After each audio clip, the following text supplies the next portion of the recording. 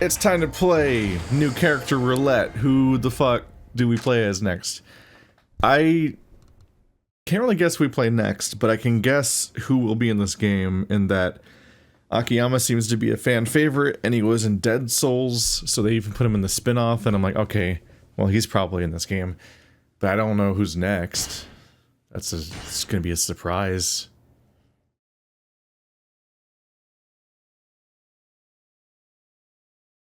Who is it? What? ここから出て行ってもらえませんか？桐生一馬さん。言ってる意味がわからないな。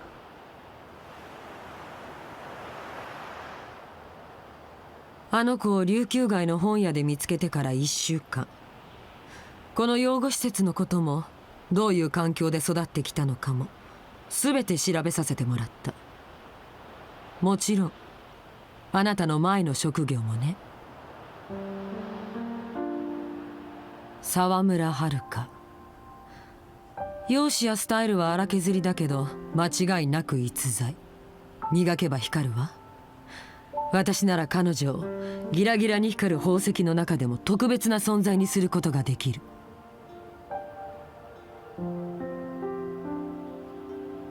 私にあの子を預けて、必ず成功させてみせる。その条件が俺がここから去ることだというのか。人間っていうのは誰かを好きになればなるほど、その人の裏を知りたくなるものなの。血液型、出身地、服の趣味や家族構成。知れば知るほど身近になった実感を得られる。でもその相手が実際は手の届かない遠い存在であるほど、知りたいという感情はより強く作用してしまう。そしてそれは相手の知らなくてもいい部分を暴きたいという感情につながっていく。遥の過去のことか。ええ、人の心ってのは無情なものなの。一度愛した人間に裏切られたと感じた時、その愛情は憎悪にすら変わる。そうは思わない？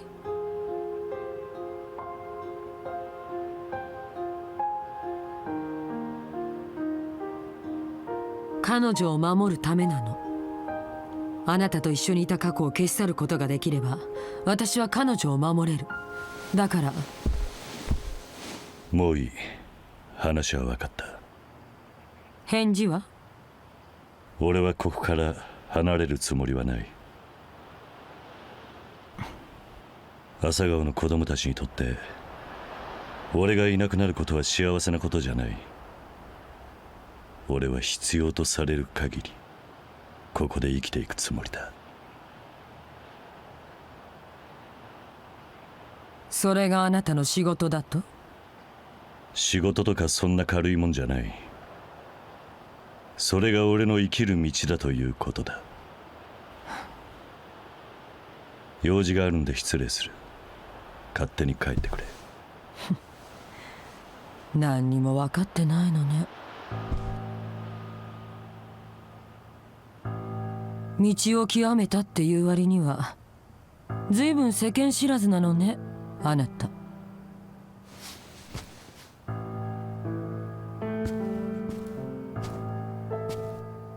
女の子一人に夢を見させることすらできない男がかっこつけてんじゃないわよ。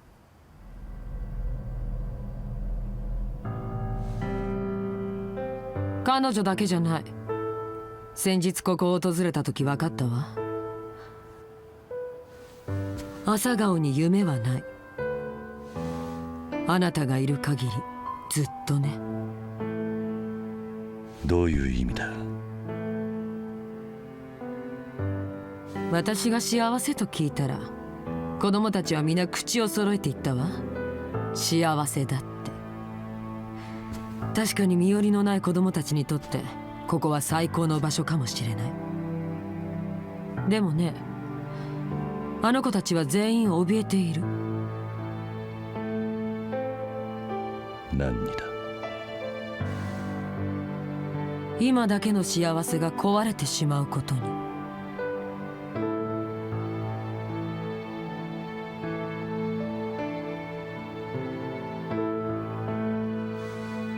あの子たちは全員心からあなたを愛してる。でもあなたといることの幸せを守ろうとするがあまり、全てのものを犠牲にしても構わないとすら考えてる。例えば夢。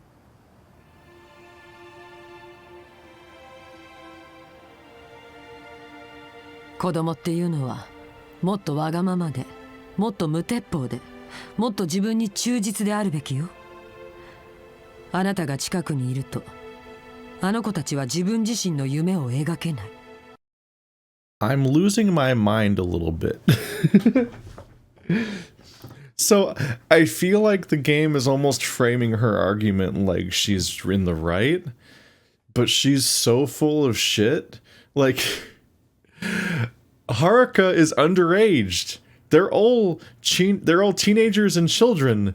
Like, they. And her argument is in favor of the idea that this child should get a job already and like be part of this corporate structure. Like, that's what we're going with this. Oh no. I'm gonna get him off this perfect family. What, a loving, supportive paradise where she's always happy all the time? Ew. Get out of there. She's got to go be corporately exploited so that other people can make money off of her, and that's not even getting into all the distressing elements of just like how idols are treated and so on, like how people react to those. Like there's so many fucked up like parasocial romance things where like as they grow up, like their sexuality is specifically part of the marketing and so on, and like that's just like a whole, like there's so much to unpack here about how she's talking about children as if she's in the right and as if they're getting to properly be kids. Like kids should be allowed to chase their dreams. I'm like, she's not going out being a Pokemon master. You just want her to work for you. Yume. あなたにもわかるでしょ。子供たちがいずれ大きくなるためには夢ってものが大切になるんだってことくらい。そういった幸せを維持しようとする人間と、何も持ってなくても夢を追いかける人間、どっちが強くてたくましいか。旅をさせなさい。そしてあなたも旅に出て、人のためじゃなくて自分のために探すの。必死になれる夢を。だが彼女を私に預けてくれれば、その代償に子供たちの夢への保証をするつもりよ。施設の子全員が成人するまでの養育費、その他才能への投資、すべて私が面倒を見させてもらう。They all live in a perfect little paradise where everything's going great and they don't have to struggle or strive. So if you give me one of them to work for me, I'll pay for all their expenses and they'll everything will be taken care of and they'll never struggle. I'm like, wait a minute. I feel like you just contradicted your argument. If you're apparently perfectly in favor of this exact orphanage situation for all of the children except Haruka. Like, only she needs to strive and have a special journey because she's the one that can make you money, but all of the other ones, they can just go on in this exact scenario essentially, and actually it's good even. It's being framed as a good. What is this argument? Maybe I missed something, but I'm like, what the fuck? あなたは自分の代わりとなるスタッフを探して。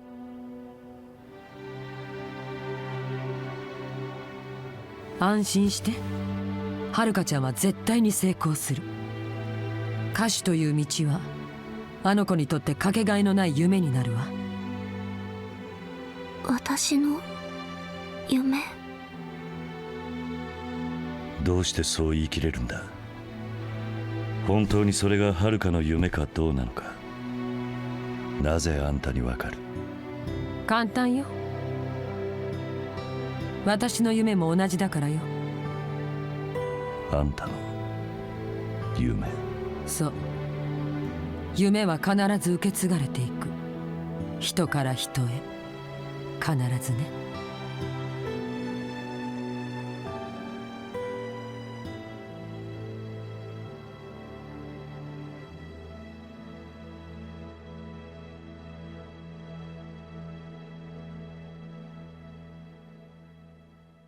It feels like they're also saying Kiryu needs to chase his dream. Part 3, first half. So we're playing as Haruka? I don't think there's combat in this chapter then. Also, first half. Wait, does that just mean there's only 2 chapters? Is that what they... Or is it... I would need to see that screen a lot. There was a lot to parse on that screen. It was full of text. Did it say first half chapter 1 or just first half in general? Like, are there only 2 chapters? Or is maybe her campaign is split and then you finish it later? Honestly, these campaigns should be mixed up more a little bit, maybe. Like I feel like they hit their stride with Yakuza 0, but also doing that with multiple characters would maybe be really confusing. Whereas that game had 2, so it had better pacing where they could alternate.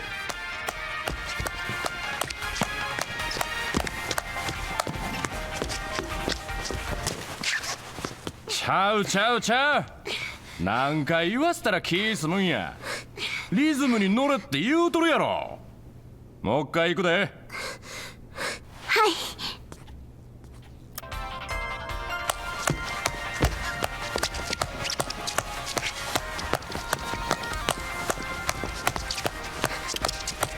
ちゃうちゃう。そうやない。違う。はるか、恥かくくらいやったらステージみたいなもん登らん方がええ。もうやめた方がええんとちゃうか。やります。もう一回お願いします。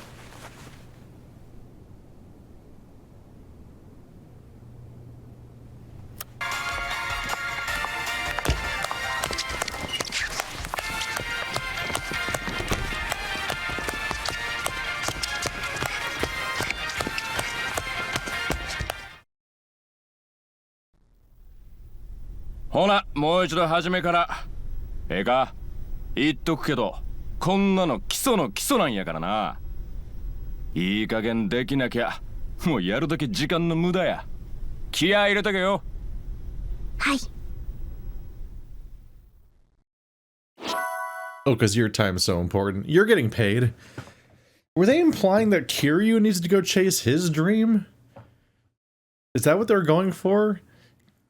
I don't really feel like he's chasing his dream in the first campaign. It feels like he's hiding. He seems way worse off than he was at the orphanage. I think his dream was to be in the Yakuza because of his adopted father, and that didn't really work out how he hoped. And he got disillusioned by that, and he went to prison for a long time. And then, you know, every single game is another reason to be disillusioned with the goddamn Yakuza again and the Tojo clan, because it's not good.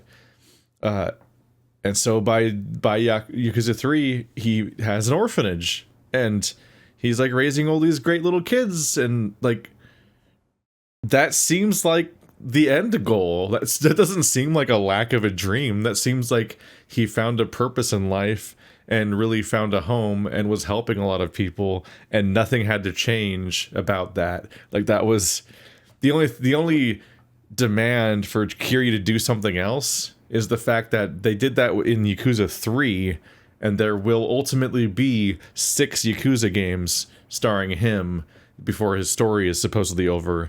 I say, despite the fact that now we have apparently a Yakuza Gaiden coming out that takes place, I think it's between 7 and 8. So apparently he's coming back, which, oh my god, let the poor man die, or like, you know, narratively die. Like let the other people can have stories eventually. But they do have 2 other spin-off people, 2 other new franchise leaders, because they have the Judgment guy and they have the Like a Dragon guy. I say, knowing full well the franchise is called Like a Dragon in Japanese, well, the Japanese equivalent, and not called Yakuza, which is makes more sense because the franchise being called Yakuza when nobody in the game, pretty much every character in every game, but especially Kiryu, is almost never in the Yakuza. Even Saijima's constantly in prison to maybe get back in the Yakuza, but mostly not.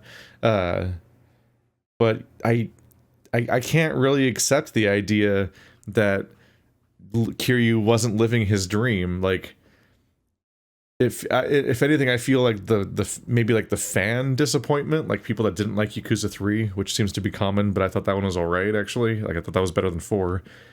Like, people want Yakuza, the people want Kiryu to be up to other stuff. Like, obviously, every single game is inevitably going to have to come up with why Kiryu is involved in Tojo stuff and probably back in Kamurocho again.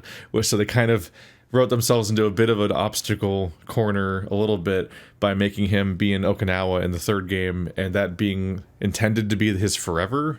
Because, like, unless you're planning on moving on from Kamurocho, which maybe they were a little bit at that time, like, you got to keep going back and figuring out what to do to get him back in Kamurocho again. But yeah, it's just so strange to me that, like, you both need to leave and live your dreams. I'm like, Kiryu's old. He was like 50 in like the 1st game. Like, he spent so long in prison that I'm pretty sure he was already like 50 at that point, or at least he's 50, but he either starts or ends the franchise being 50 or something. I don't know. He's not young.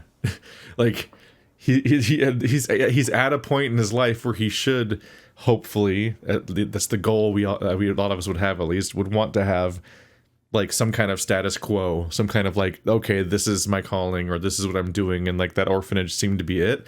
And, you know, kids take time.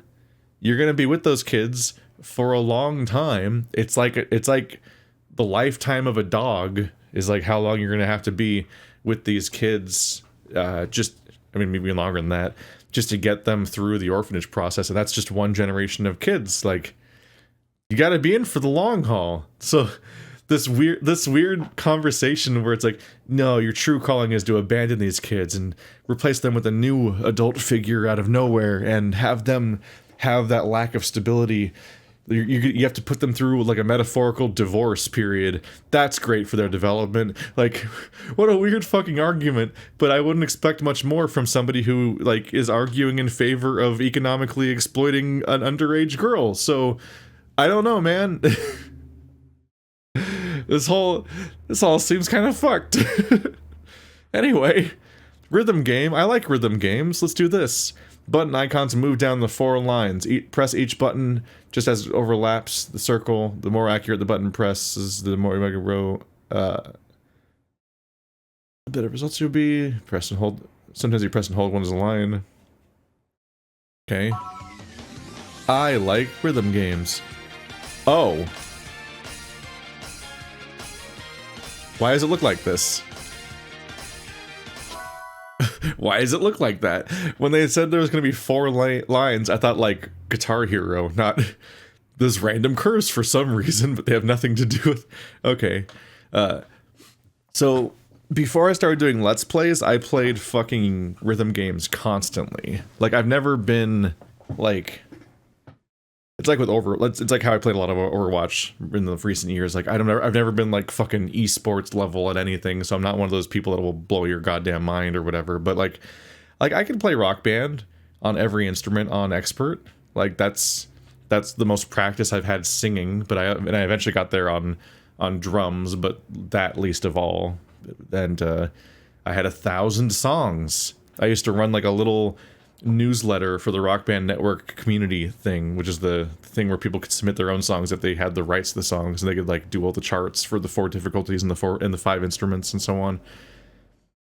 So that was, it's very zen. I don't know. It's very, there's something. I like the headspace that I'm in when I'm playing a rhythm game, but it's extremely. I haven't played a lot of rhythm games over the last decade because they're extremely incompatible with YouTube, both because they mostly feature licensed music, so you can't really like put the videos up most of the time. Although more recently, licensed music is a thing you can get away with more, and it just becomes it's just they take the monetization away, but they're less likely to block it these days. But that's just not a good plan in general. But also, like, it's not necessarily good content. It's not really like a series. It's not really narrative. Then nothing to joke about. But even just trying to talk while doing a rhythm game is such an interruption of the focus that you are enjoying in the first place of the rhythm game. That's just like antithetical to the premise, and it's also really hard to do. It's like trying to, sometimes it's like taxing in a way that's like akin to like playing Devil May Cry 5 and trying to commentate over it. Like that game was so complicated and involved moment to moment that it just was not, I was just, my brain was frying. If you make accurate button presses, the score gauge will go. If you win battle against a rival, you try to win. Okay. Gameplay changes during the song's interlude. Now's your chance to really show off your moves. Okay, so press the D-pad. I don't know what the appropriate one is. Make one accurate button press. Oh, it just says.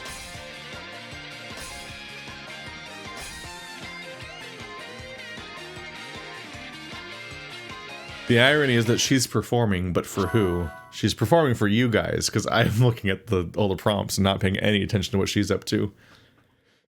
You can enter idle heat mode with left bumper. While it lasts, your press... It's star power. It's overdrive, right?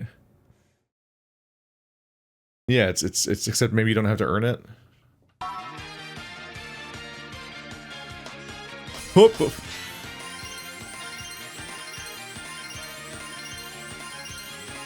I meant to hit the star power button, instead I hit the other thing.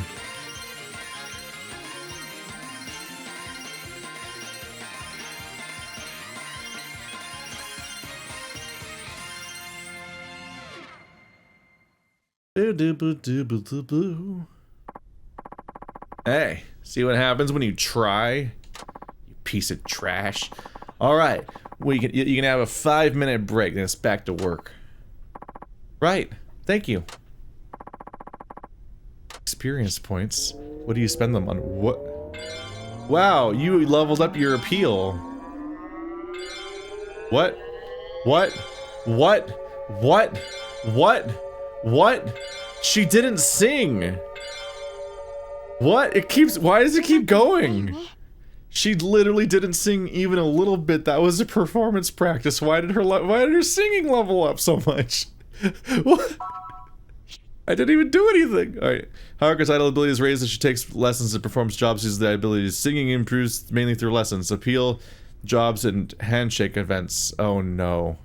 Agretzko Season 3 flashback. Performance improved mainly via dance events and dance battles. Basic skill improved by raising Haruka's level. In concert battles, each ability corresponds to a button. The higher these abilities, the more points you get for accurate button presses. So all 4 face buttons are tied to those? Raising the idle abilities as high as you can is a key to success to level up. Ultimately, it doesn't matter. Just do all the things you can do, and then you level up the things.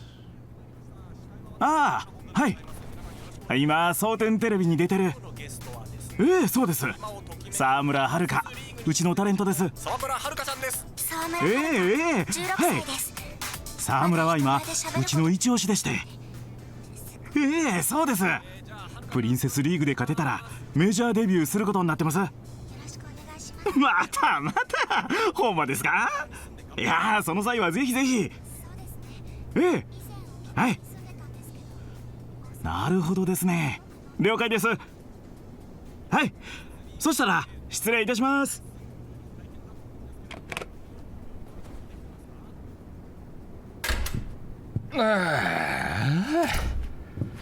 なあ、堀江ちゃん、水くれる？はい、ただいま。なあ、社長。いくらなんでもあと1週間でプリンセスリーグで優勝させるレベルまで鍛えろなんて無理やで。時間がなさすぎる。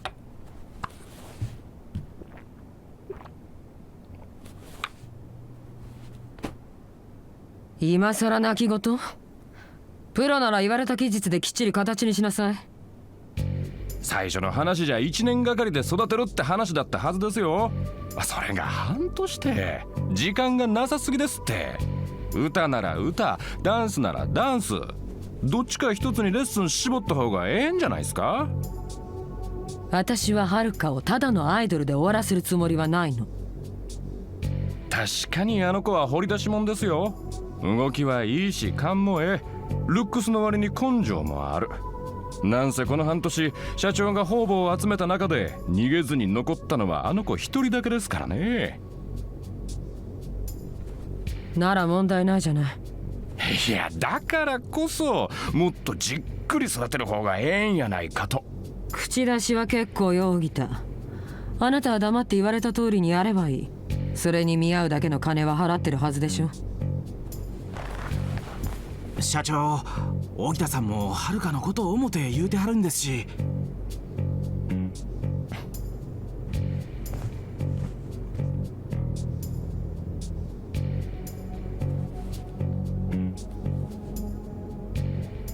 あなたと私は契約でつながってるの。こちらの条件に従えないなら今すぐ契約解除してもいいのよ。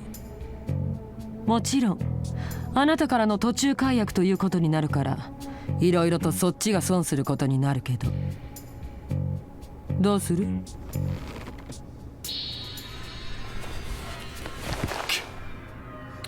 ああ、やりますよ。やりゃいいんでしょ。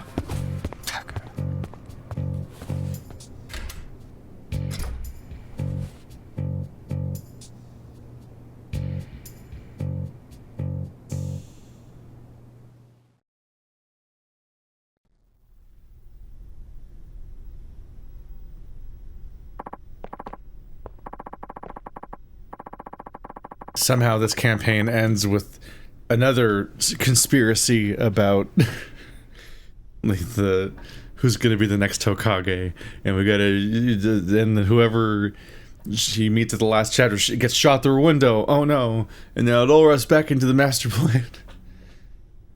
Listen, Haruka, I'm sure I don't have to tell you, but you gotta keep going till you know it's like the back of your hand. The lesson's not done until you master my moves right through to the end of the song, got it? Yes, sir. Ready to start your lesson now? What would no even do? Do I just walk away? Yes, please. Good, here we go. Does she have sub-stories?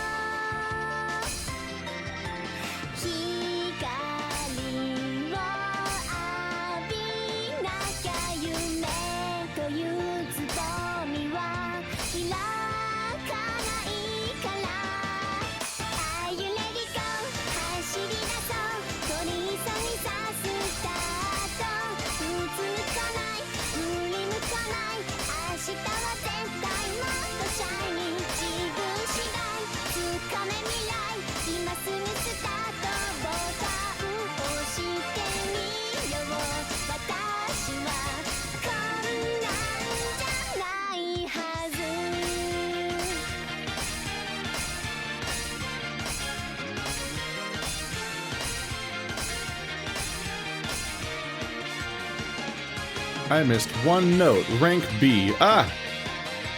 Forgot about these.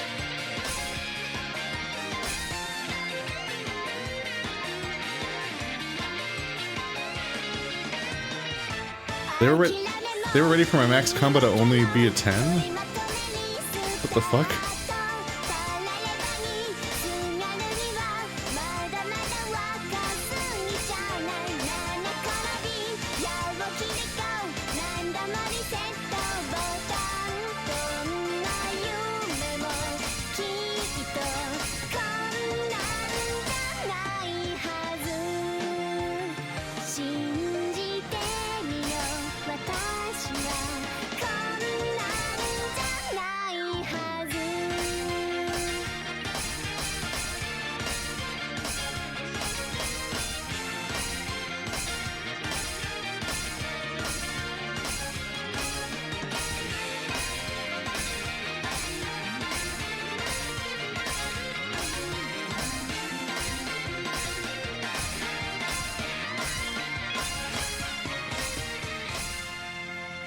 I don't know why there's multiple lines.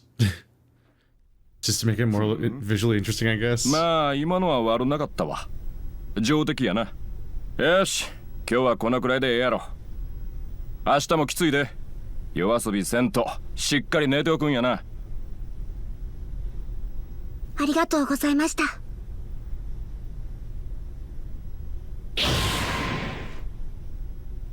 Boom. Skill points. Now she can use heat actions on downed enemies. What? Do it again, I dare you. Look how much stuff is happening. I'm doing so much stuff from all my stuff doing. Oh man.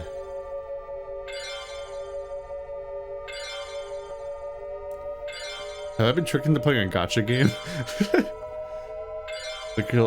It's an intense amount of Skinner's box feedback. What the fuck? うまくいったよね。 Maybe just have fewer levels that take longer to get. Okay. お疲れ様。社長。明日からいよいよプリンセスリーグの決勝戦が始まるわね。はい。優勝すれば大々的に売り出していくわ。その一つとしてあなたには最高のステージを用意してある。最高の？そう。プリンセスリーグ決勝ファイナルラウンドの4日後、東京でメジャーデビューのライブをやってもらうわ。東京でライブ？ええ、間髪入れずに東京進出するの。そうなれば話題沸騰、一つのムーブメントを作り出すことができるわ。東京進出こそメジャーという世界に飛び込んだ証明になるの。わかる？はい。つまり失敗は許されないってことよ。あら、いつになく浮かない顔ね。不安？いや、ちょっと話が大きすぎてまだ実感が。何言ってるの？これからあなたの身の回りではこれまで想像もしなかったことが一気に起きるのよ。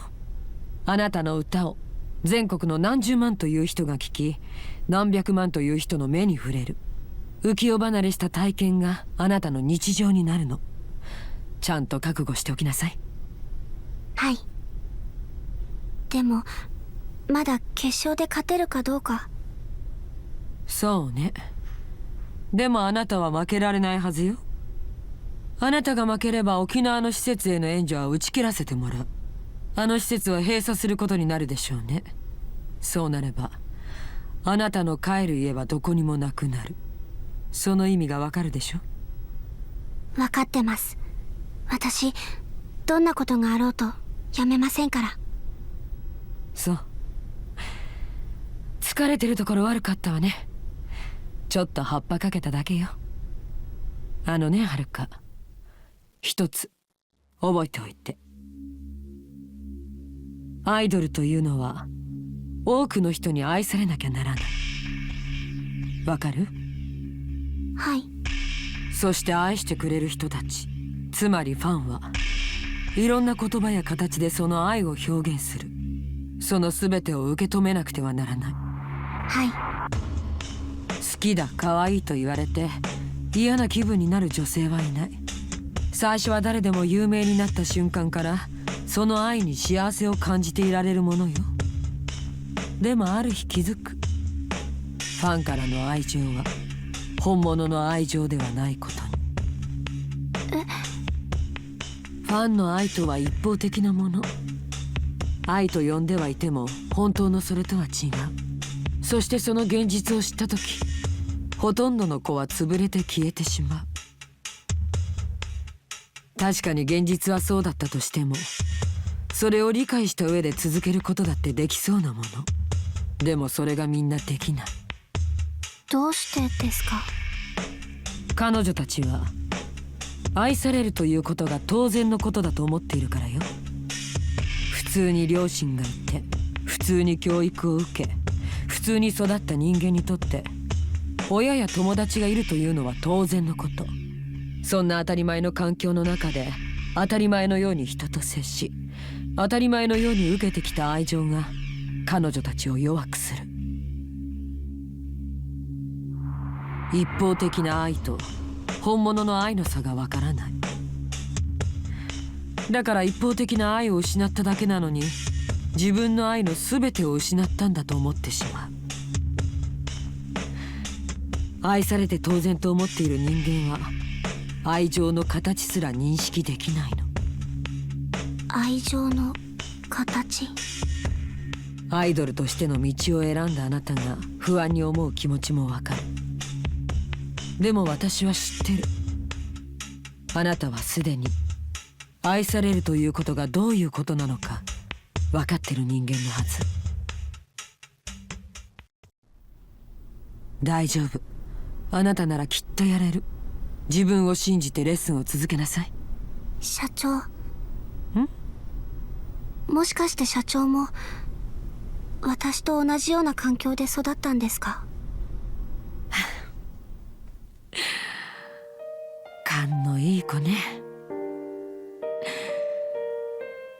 私も実の親の愛を知らずに育ってきた人間なの。物心つく前に親からひどい虐待を受けててね。虐待？長い間誰にも愛されない環境で育って、私はテレビで見るアイドルという存在に憧れたわ。多くの人に愛される彼女たちはあの頃の私とは真逆ですごく眩しかった。子供だった私はだからアイドルを目指した。もっとも私の場合は成功には程遠かったけどね。明日はまず講演会主催のイベント。その後午後から蒼天テレビでプリンセスリーグ決勝第1ラウンドの収録よ。朝9時に事務所でいいわ。あ、そう、明日から堀江をあなたにつけるわ。今日はもう帰って休みなさい。はい、お疲れ様でした。お疲れ様。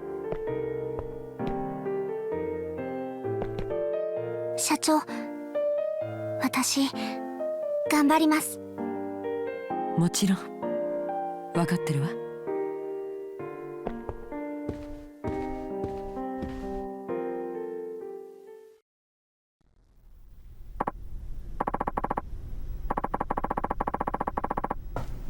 Okay, I'm done changing. I'll just say goodbye to Hori-san before going home. So it's interesting that they kind of touch on parasocial relationships, but they don't quite have the language for it. Either because it just wasn't written in a way that, or the translators didn't have that term in mind, or they didn't want to try to use a term that not everyone would know at the time, which... Whereas, like, nowadays, the parasocial's, like, more of a understood word, I suppose. I don't know. When did this game come out? I don't know, maybe 8 years ago, I'm guessing? It's probably a PS3 game. Was Yakuza 0 the first PS4 game? Might be. I don't know. I don't know exactly. But the, they touched on it in some interesting ways, like the idea that, yeah, you'll discover that the love isn't real. There is an element of having an audience where you learn, and sometimes have to even reinforce the idea that, like, people don't really know you, which is weird, right? Because in a way, you listen to me talk so fucking much. Even if this is your first series with me, it's already been, like, over 20 hours of hearing me talk. So it can feel like you know someone in that context. And it's complicated, because in some ways you kind of do know a really specific version of me, one that is around a lot to do all these videos. A version of me that, like, people in my life wouldn't recognize, because it's like... How do you put this?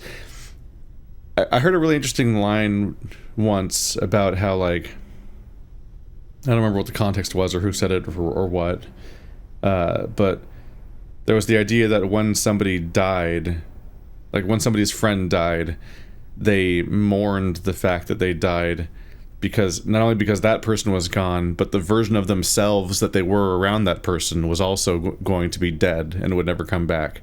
because there was like a version of them that only that friend could bring out. And that's like a thing that different people in different social contexts do to you. And so like in a weird way, there's this idea that you don't know the real person when it comes to a performer, but in a also separate contradictory way, there's also like you're one of the people that does know a version of that performer that they only are when they are performing.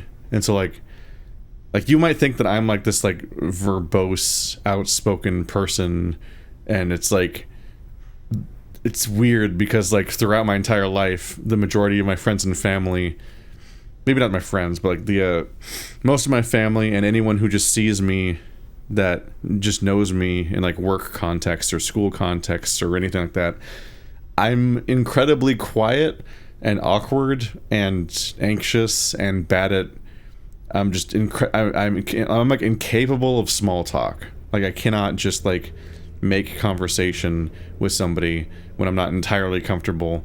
And then there's like there's nothing in between silence and info dumping. Like we're either going all in on some topic about something or we're not really talking. And at the same time, like it's like the audience gets a version of that, and so like there is like a weird element of like kind of knowing that version of me, but at the same time like massive parts of who I am either were or are still entirely secret and separate. Like how I like this year I started revealing things about my sexuality and about the fandom that I've been engaged with for most of my life. And I've been interacting with that and discussing that stuff openly, but like for like a decade, people were watching, at least some people, depending on how soon you got here, were watching my content with no idea about either of those things. Like that's just entire chunks of my life that were sectioned off from public performance and were hidden away despite being a part of who I was. And at the same time, even now, like you don't know as an audience member when I go to the hospital or when I have a family tragedy or if anything else really is generally happening. Like the vast majority of you will not know about any of these things that happen. And so like this, it's in like calling attention to these things reinforces the massive barrier there is between you and me and this weird one-sided relationship that happens and so on. Like if I, and there's like a weird power dynamic too, where like if I interact with certain people in certain contexts, and I'm sure we'll get into some of this stuff throughout this campaign, because I think this might actually be the most interesting campaign this game has, specifically for me as somebody that has this public-facing thing going on. Like this will be interesting in a way that I specifically found Agretzko Season 3 interesting, I'm sure. But there's an asymmetry to our interactions if we do interact, where like I can make or ruin someone's day, and like people can be anticipating the chance to talk to me or interact with me, and they put me on this pedestal and just kind of treat me differently in this specific context. But from my perspective, like even if we have interacted, the vast majority of the time I literally do not remember your name and will not remember much about that interaction like almost immediately, because I'm then just interacting with another person. Like you don't see the line, but like replying to comments or tweets or this or that, or I block you on Twitter because you said something rude. It's like I'm not sitting here like, oh my, like this might be like the eventful thing of your day or whatever, but for me it's like I'm just kind of going through all the comments and all the things and so on, and like you don't see the line, but there's essentially a line of people walking up to a desk and shaking my hand at a con, but in a metaphorical online sense where I'm replying to comments and so on and so forth, or I pop into Discord for a moment and take part in a conversation for a moment, and then I go right back to drawing or recording an episode or writing or so on. And it's like, it's not that I'm like actively refusing to engage with these people as people or anything like that. It's just that there's just this overwhelming endless series of avatars and faces and usernames and so on, and it's like you can't, Like even when this is not purely parasocial and I do interact on some level and I'm not just a voice in a screen that never hears you, it's also just this insane asymmetry of interaction that just cannot be treated like a normal relationship. There's just a lot. There's just a lot to get into about all this stuff. It's kind of fascinating. To my international friends, hello, my friends all over the world. I have a request for you today. Lately, I haven't been able to take any of the perfect shots I long for, so I had an idea. I want all of you to upload any perfect shots you take to the image hosting site that I built. What could this mean? Is it a mistake? It sounds like interesting, though. Maybe I'll take a look if I find it. The time. Alright, so I have abilities. Soul, tech, body, and heat. Okay.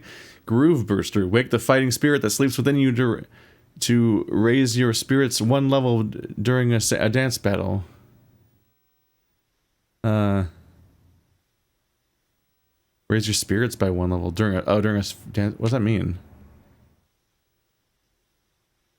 Win the hearts of the crowd with a sweet performance during a dance battle, causing your opponent's heat to fall a bit. Boost your maximum health value. Heat gauge value. So, I guess there are battles, like, that use similar terminology to fighting in this game, but in the context of, like, dancing and singing, I guess. Recover your health through even better breathing and concentration during a dance battle. Heal Me Club Mix. Okay.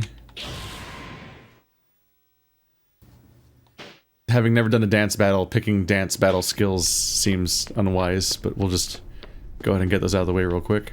I'm Haruka now. Sub-stories. She has 15. Okay. Another thought that I was having, I was thinking about, is there's a little bit of it here, but we were in the office, or we were watching the other characters in the office at least, and I just couldn't help but think, like, why don't... Oh.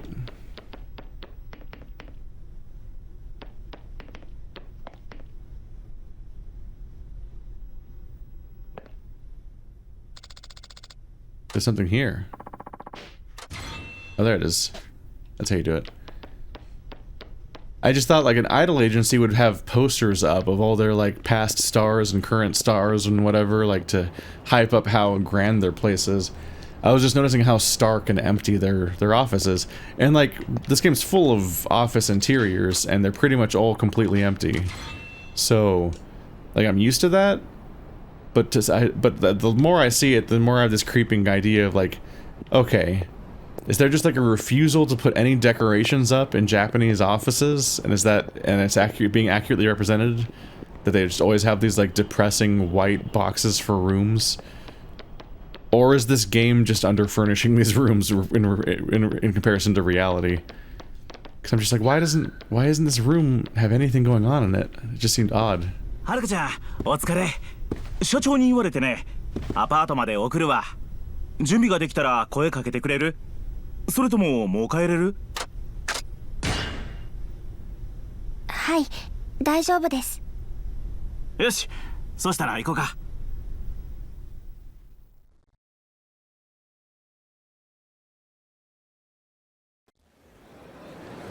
ほんなら行こうか。はい。No, go back to the item. はるかちゃん、毎日頑張ってるね。いえ、私今までこういうことやったことなかったから人一倍頑張らないと。そうか。そやけどはるかちゃん、レッスンっていうか芸能界自体入ってまだ半年くらいやろ。それであのプリンセスリーグ決勝まで勝ち進んでるんやもん。これってものすごいことやで。さすがあの社長が見込んだ子やな。才能ってやつなんかな。そんなことないですよ。まだまだです。今日も怒られてばっかりだったし。でも気を使ってくださって嬉しいです。ありがとうございます。いえいえ、どういたしまして。ああ、やっぱりはるかちゃんは笑顔がええな。そういえばこっちの学校はどう？もう慣れた？どうかな。あんまりうまいこと言ってない？勉強はなんとかついていけるんですけど、まり友達が。そうか。これだけ忙しかったら一緒に遊びになんかなかなか行かれへんやろしな。はい。それとこういう仕事してるっていうのが気になる子もやっぱりいるみたいで。そんなやつら気にすることないって。妬んでるだけやそんな。でもやっぱり変なのかも、私のしてることって。はるかちゃん、僕らの仕事はお客さんに夢を与えられると思うんや。一アイドル好きとしてさ、はるかちゃんのステージほんまに魅力的やと思う。せやからっていうのも変やけど、もっと自分に自信持ってええんちゃうかな。私はアイドルですってなんて、はるかちゃんより怒られてる僕が言うても説得力ないね。そんな。はるかちゃん、僕はマネージャーとしてまだまだ半人前やけど、これから精一杯サポートするから。頼りないかもやけど、しんどなったら何でも言うてな。はい、よろしくお願いします、堀江さん。こちらこそ明日からよろしくね。あ、ちょうど着いたね。さあ、明日からいよいよプリンセスリーグ決勝戦が始まるで。朝に仕事も入ってるし、今日はゆっくり休んでな。はい。ほんならお疲れ様。お疲れ様です。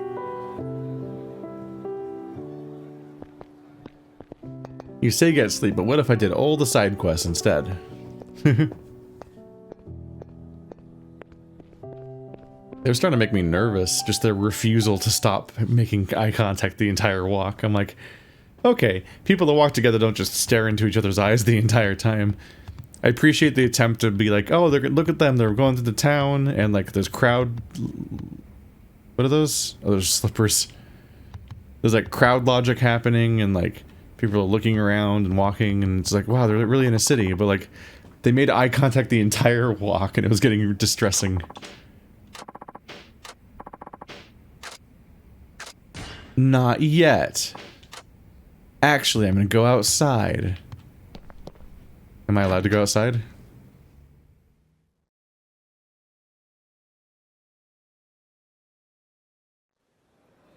I realize I've probably been ranting too much this episode, but there's stuff to talk about. No, there's nothing happening in town. So we're still not in Kamurocho. We're somewhere else now. You can't accuse them of not trying, like, holy crap. There's a lot of new locations in this game, in a series that historically didn't have that many new locations most of the time.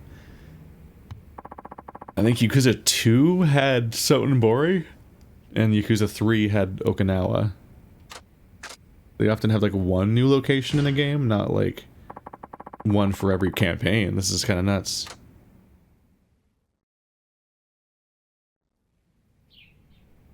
This one immediately looks more pleasant than the last two locations. Less car traffic, at least. And it's pretty at night.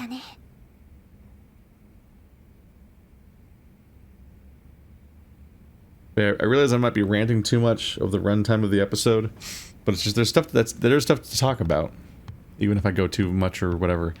Like, I didn't even get into the fact that like she was threatened, like, you better win or I'm gonna fucking all those orphans, all of them are doomed. I'm gonna throw away their entire way of life. We went from a situation where Kiryu was the one that was taking care of all the orphans, and Haruka as the oldest was like the one that he leaned on a little bit to like go get groceries and like help out a bit, to now Kiryu's gone and Haruka's gone, but also Haruka is now the one that essentially has the entire financial burden of all of the orphans while also not getting to see them. She's like an absentee father sending her money home, except she's also not, like, she's also underage. So it's like, leave her alone. It's like, children should chase their dreams. I'm gonna give her, like, a traumatic level of responsibility as a child. Cool. あれ？もしかして沢村さん？あかりだよ。夏川あかり。高校で隣のクラスの。もしかして忘れちゃった？あ、家庭科の授業で一緒の。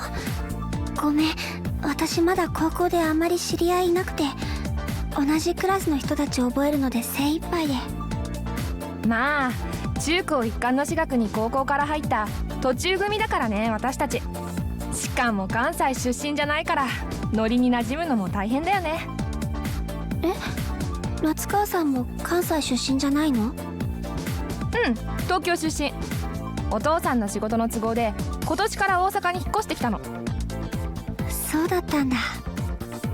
前から沢村さんのこと気になっててさ、ほらうまく学校に溶け込めてないっていうか、一人の時が多いからさ。うん、でも私が悪いの。クラスの人たちに積極的に話しかけたりできないから。仕方ないよ、関西の子たちの会話早いじゃん。タイミング失うと話に入れないんだよね。でもきっとクラスのみんなも沢村さんにいろいろ遠慮してるんだと思うよ。遠慮？だって沢村さん芸能人じゃない？特別なオーラがあるから近寄りがたいっていうか、きっとみんな話しかけづらいんだよ。そんなことないのに。私は東京出身だから沢村さんのペースにも慣れてるし話しやすいんだけどね。夏川さん。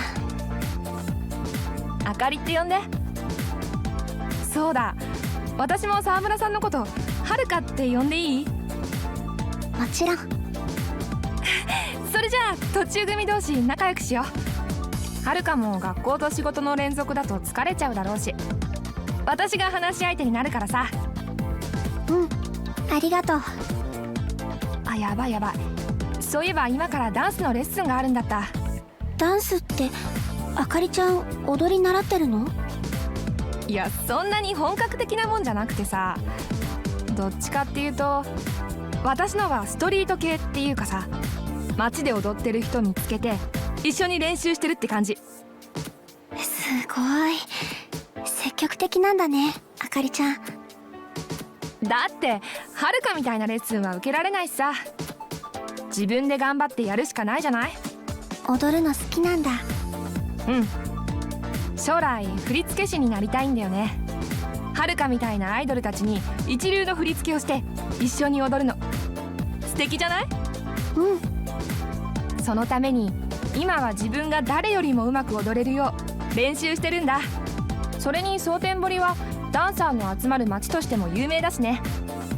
え、そうだったの？うん、ブレイクダンスとかも大阪が日本の発祥とか言われてるし、ダンサー目指してこの街に来る人もいるくらいなんだからさ。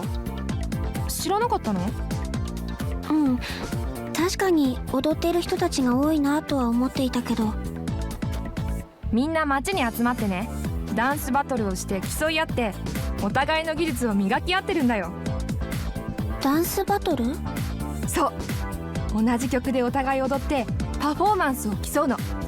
正直レッスンスタジオなんかに通うより全然刺激的で面白いよ。そうなんだ。そうだ、はるかも試しにダンスバトルしてみようよ。私が相手になるからさ。私が？うん、はるかにもストリートダンスのことをもっと知ってもらいたいし、ダンスの練習にもなるからさ。でもいいじゃん、やってみようよ。たまには友達に付き合ってみるのも悪くないよ。うん、分かった。初めてだからいろいろ失敗するかもしれないけど、よろしくね。もちろんサポートするから大丈夫だよ。じゃあ始めるよ。 Don't trust her, she's a plant. Oh, we're going right now? I would be suspicious.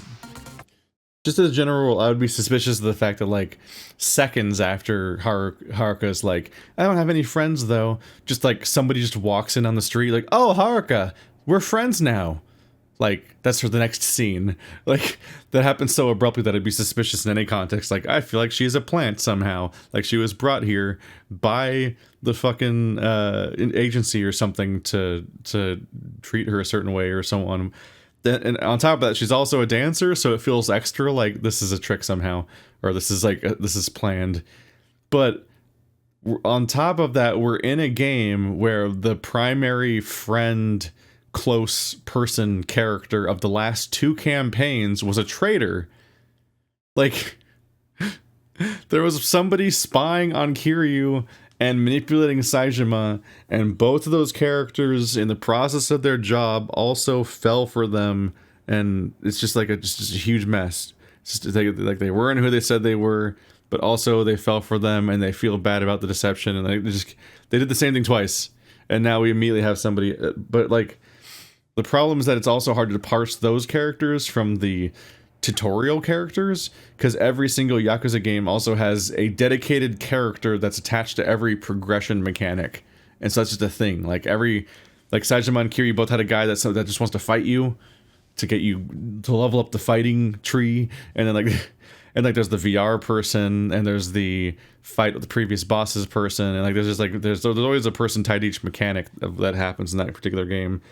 There's like, hey boy guy that has you like invest in yourself with money in Yakuza 0. There's Komaki. There's the clown. You know. She could just be a tutorial character. Or she's in the narrative. I don't know. She's voiced, so she might be a narrative character. What am I looking at here? Button icons will move across one of the 4 bars. Press each button just as they overlaps the circle. It's the same as before, but it just looks different. Okay.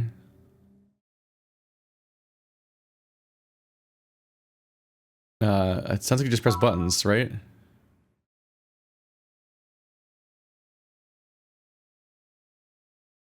In order for a button, okay.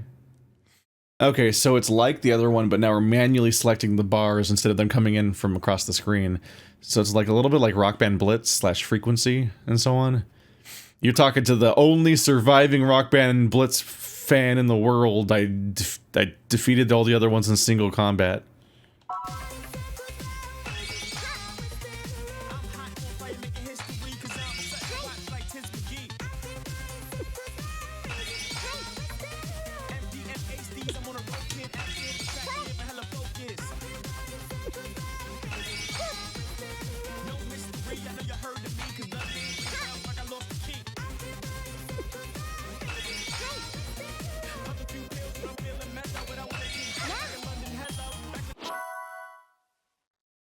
During dance battles, the judgment gauge is displayed at the center of the screen. When the clock makes one full rotation, the final judgment will be made. The dancer with fewer accurate button presses by then will take damage and lose health. Oh. Okay, well I'm definitely winning. The amount of damage you take is dealt to the loser is shown by the color of the bomb icon on the judgment gauge. During the battle, the bomb icon continually moves towards the dancer with the fewer button presses. If the dancer's health reaches 0, okay.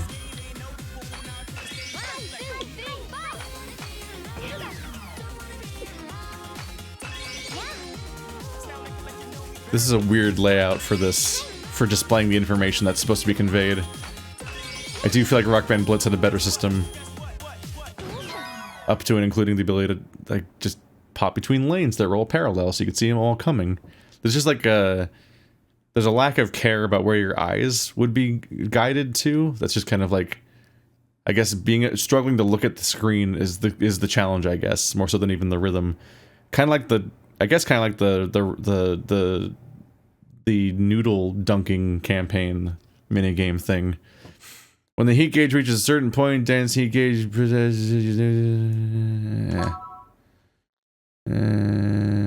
heal me mix. I don't need a heal.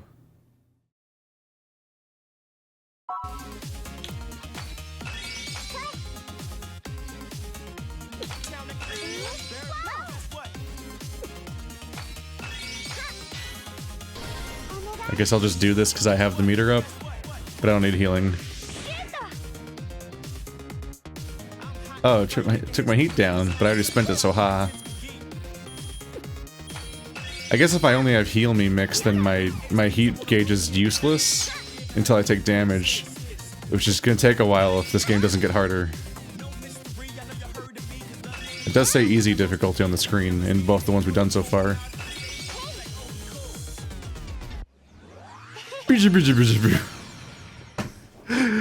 That audio would have made me thought I lost if it didn't. Like, I did great though. I didn't fail a single time. Look at me go.